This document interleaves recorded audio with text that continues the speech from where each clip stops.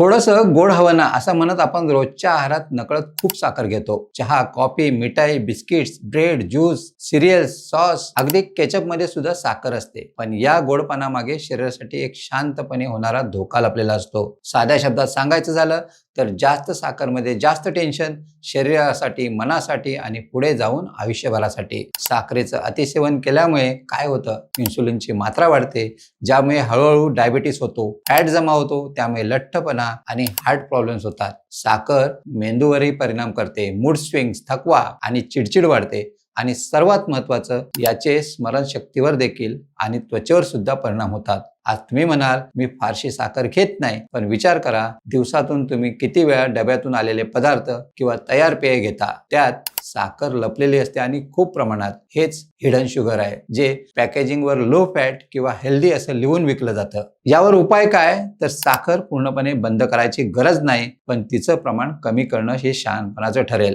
उदाहरणार्थ चहा साखरेशिवाय किंवा कमी साखरेचा घ्या. गोड खायचा असल्यास गूळ, खजूर, मध हे नैसर्गिक पर्याय निवडा. आणि हो, पॅकेटवर नो शुगर ॲडेड लिहिलेलं असेल तरी त्यामागचं लहान अक्षरातलं सत्य वाचायला विसरू नका. तुम्हाला ही माहिती कशी वाटली कमेंट्समध्ये नक्की कळवा आणि अशाच नवनवीन व्हिडिओ पाहण्यासाठी प्रहार न्यूझीलँड चॅनलला लाईक, शेअर आणि सबस्क्राईब करायला विसरू नका. धन्यवाद.